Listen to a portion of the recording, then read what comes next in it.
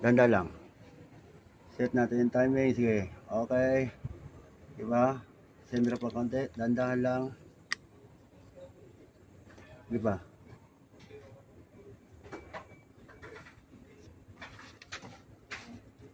Ayan o. Ito po yung timing ng D4CB ba to? Yan sa pump. Ito. Bago nyo baklasin ng cylinder head, timing muna natin. Ha? Ayan. Kailangan tapat yan. May marking naman yung kadena eh. Ayan. Dito. Ayan, meron yan dito. Ayan.